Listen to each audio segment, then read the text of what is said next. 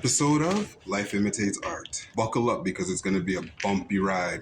Previous episode, the birth of our daughter, was a more blessed and more tranquil, a more enriching and life-enhancing episode, but it was based on a true experience, as are all of these episodes based on true experiences. You might have to repeat this one to a couple people that you may know. I got ran over by a car. I'm going to tell you the story on how that all came to be. Let's get into it. I was working for the beer store, so they would ship me from company to company, location to location, and I became one of those employees that was in high demand. Oh, we want him to work on this day at this location. We want him to work on this day at that location. I was all over the city of Toronto. On this one particular occasion, I was working at, it's close to the Don Valley Parkway, Victoria Park, Lawrence, I believe. There's a beer store in that area. And it's a really raggedy, grungy, grimy beer store. But I didn't mind working there. I still, I enjoy the customers, and I'm a hip hopper. I do hip hop, so I would connect with them on a deeper level. And that's what I do. We're opening up the beer store. It was a Saturday morning. I was really looking forward to it because, I just had exuberance and vitality for the day. Just felt like great things were happening. But on this day, I do recall that as I was leaving my house, I kissed my babies goodbye, and the way they looked at me was like, it moved me, it shook me, made me feel as though there was a deeper meaning. There was a sign that was being sent and delivered, and I was trying my best to catch that sign, but I didn't catch it until I entered the beer store and almost caught something else.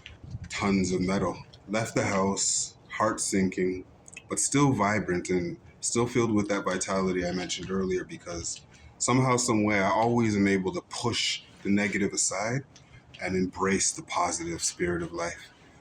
So we're opening the store. I got the cash registers ready. The tills are all ready. The beer stock is all set to go. And it was just me and the actual manager at that location.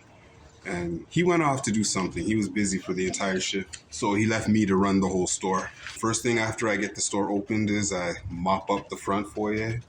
About 1 hour into the shift, I had just finished dealing with a customer. The customer exited the store. I picked up my broom to go back to sweeping a little bit more.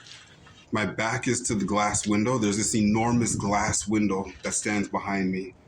If you know the location, then you know that if you're outside the store, you can see everything that's going on inside the store. But with my back to the glass, I had no clue what was coming behind me. You wouldn't expect anything really to come crashing through the glass window and land on top of you. But in this moment, that's exactly what happened. All I heard was the shattering and devastation and destruction sounds of Armageddon, like Vietnam type of thing. It was ridiculous. I turned around, and just as I turned around, I seen the car as a hatchback. I think it was a Kia coming through the window. It must have hit the curb outside the store. Just picture that. It hit the curb outside the store full speed and just took off, lifted off directly for me and my poor back, through the window into the store and on top of myself. When I came to, I just seen blood and I seen a vehicle on top of me. And once again, sometimes I just feel like I'm living in a dream. Moments later, I could hear the sirens in the distance and the ambulances, and I can't tell you exactly what happened next. And really and truly, if I did, you wouldn't believe me. So I'll skip that part of the story. But they got me out from underneath the car, put me on the stretcher. And I remember the lady, once we got inside the ambulance, the lady saying to me, I'm so sorry, I'm so sorry, I'm so sorry. I was confused between the accelerator and the brake. And she was about 90. I think it came out that she was 92 years old. And they were saying that people that age shouldn't be able to drive if they're not capable of it. And I'm not discriminating against people being able to drive based on their age, but there might be some merit to that, because she expressed and explained what she felt she had done wrong to run me over. I mean, the car jumped on top of me.